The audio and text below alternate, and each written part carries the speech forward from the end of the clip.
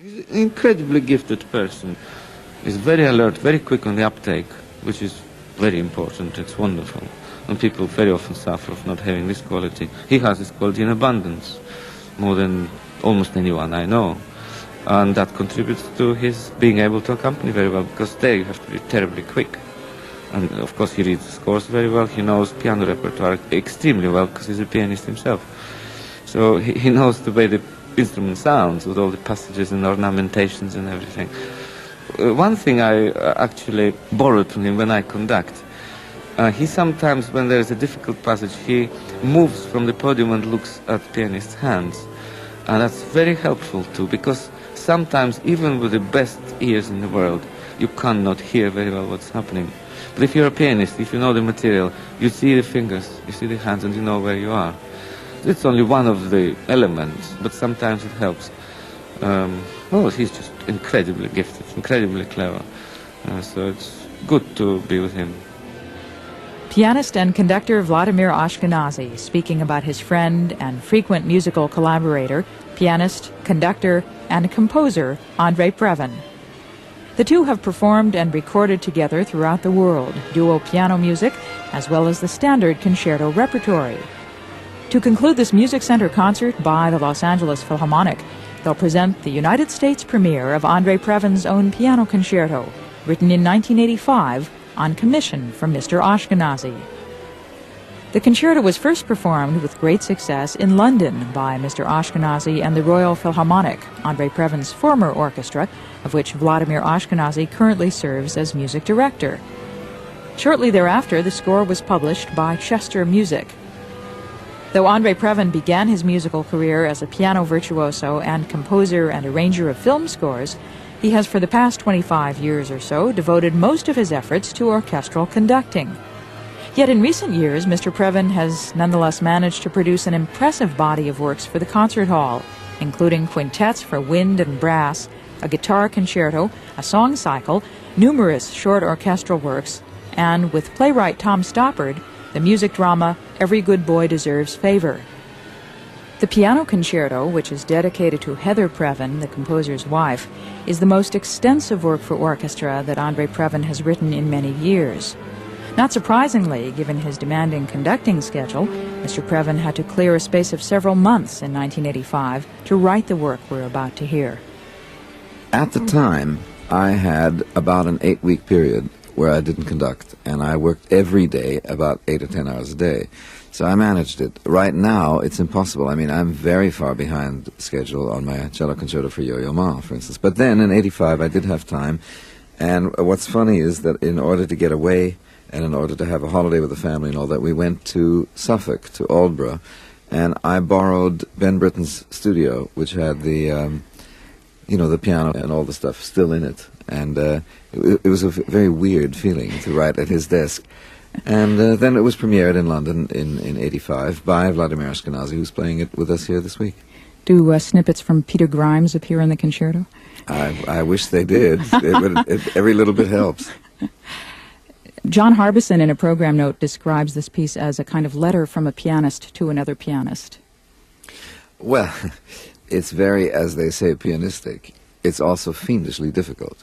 But I mean, I do put it to you, Gail, if as a composer you're asked for a piano concerto by someone like Vladimir Ashkenazy, by God, you're going to make it difficult. I mean, because he can play anything. So I wrote things without any regard to how hard they would seem to me. And, of course, he plays it with consummate ease and skill. I tell you something about him that really threw me.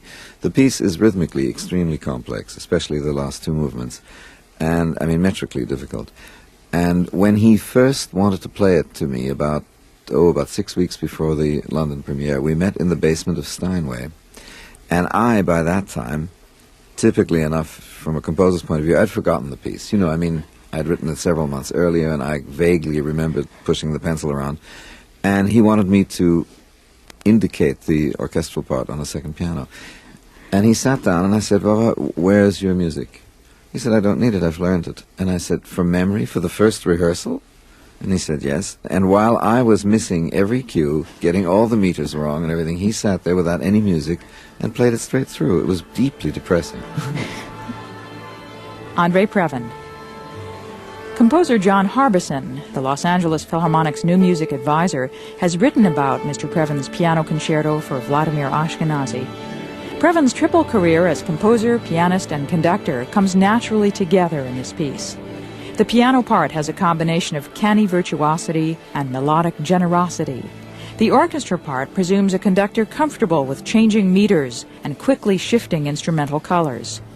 Previn's compositional style is never formal or studied, and it lives from moment to moment, but it is never improvised. He seems to enjoy in his own music what he enjoys in the scores he conducts: tunes, clarity, and generosity of feeling. The words of John Harbison on the music of Andre Previn. Mr. Previn and our piano soloist, Vladimir Ashkenazy, are now making their way to the center of the stage here at the Dorothy Chandler Pavilion of the Music Center. And we'll hear the concluding work on this concert by the Los Angeles Philharmonic, the piano concerto written in 1985 by Andre Previn.